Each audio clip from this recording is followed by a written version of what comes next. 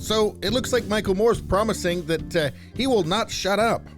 My question is, who thought he was going to? I know a lot of people wish that he would shut up, but I don't think anybody expected him to. Here's the headline from the Daily Wire. Michael Moore's surprise July 4th manifesto. He's got a manifesto. I will not shut up. So what's going on here? On Monday, in honor of America's Independence Day, arch-leftist filmmaker Michael Moore issued a laundry list of demands in order for him to stay in the country. Now, I have to wonder, while he's issuing demands to America, I wonder if America has any demands for him. Like, I don't know, leaving the country. So here it is. It says, My Declaration. Welcome to my Independence Day Substack Sparkler Party from Michael Moore on July 4th. And here he's got the Statue of Liberty, I guess, flooded by global warming, holding up a middle finger because he's Michael Moore. He says, I, Michael Moore, standing up for life, liberty, and the pursuit of happiness, and being completely fed up with recent events that have upset my tranquility, hereby declare the following on this 4th of July, 2022. 1. I refuse to live in a country threatened by white supremacy, and I'm not leaving. So we've got a problem. Wait, hold on a second. I thought he was threatening to leave. Now he's saying he's not leaving. I think he needs to make up his mind. He says, so we've got a problem. Well, the good news is you don't live in a country threatened by that. This is a fantasy that exists only on the teleprompters of people like Joe Biden and other prominent Democrats and the teleprompters of legacy media figures and in your own brain. So there, we've solved number one. So that's the good news. The bad news is you're still an idiot. Number 2, I cannot in good conscience continue to receive the privileges of full citizenship in this land when all of its women and girls have now been, by court decree, declared official second-class citizens with no rights to their own bodies and conscripted to a life of forced birth should they fall pregnant and not want to be. So he clearly doesn't understand what the overturning of Roe versus Wade means.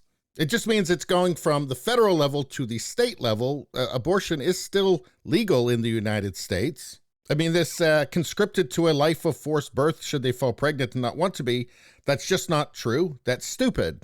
So, yeah, that's the good news for you, Michael Moore. Bad news, you're still an idiot and you won't shut up. He says, 3, I demand an end to the mass incarceration of Black Americans, an end to police shooting Black people, and I demand that reparations be made to the Black community for all that they currently have to suffer and endure. So what does an end to mass incarceration mean? What, crime is just legal now? The purge? An end to police shootings? Well, unfortunately, it's not quite as simple as Michael Moore imagines. Well, let's take a look at some statistics here. Number of people shot to death by the police in the United States from 2017 to 2022 by race. Here, 2017, white 458, Black 222, Hispanic 180, other 44.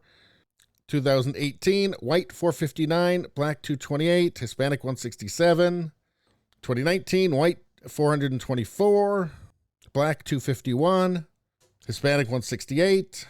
2020, 459, 243, 171. 2021, 302, 177, 78. So people that are shot to death by the police come from all backgrounds. So of course you want to bring these numbers down if you can. Any decent person would. But you also have to put things into perspective. It's a country of 330 million people with high levels of crime in many places. And since Michael Moore hates Republicans so much, let's take a look at the deadliest cities in the U.S. And guess what? These are Democratic cities. St. Louis, Baltimore, run by Democrats. Birmingham, Alabama, Democrat mayor. Detroit, Democrat mayor. So what can you say? Either Michael Moore is just a race hustler, or he's an intellectual infant. You choose. And as for this demand of reparations, how do you sort that out of who should get it? And what about people who had immigrated after slavery? How do you decide who should actually pay the reparations? somebody who moved from France to the United States last year. These are the kinds of demands that you expect from a 17-year-old social justice warrior who knows nothing about the world. But this shouldn't come as a surprise because, well, it is Michael Moore.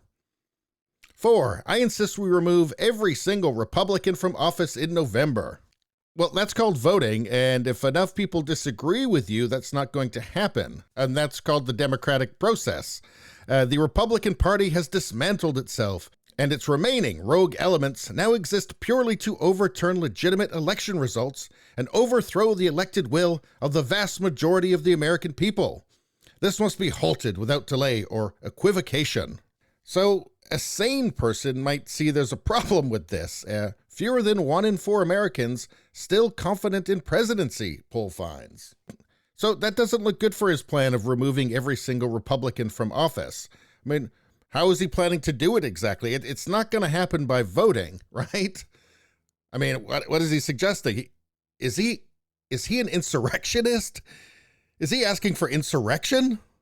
I don't know. I mean, maybe he'll just come out and tell us. I mean, he's promising to never stop talking. Anyway, please subscribe, like, and share. Sharing really helps me out. It makes a big difference. I notice when people share my content.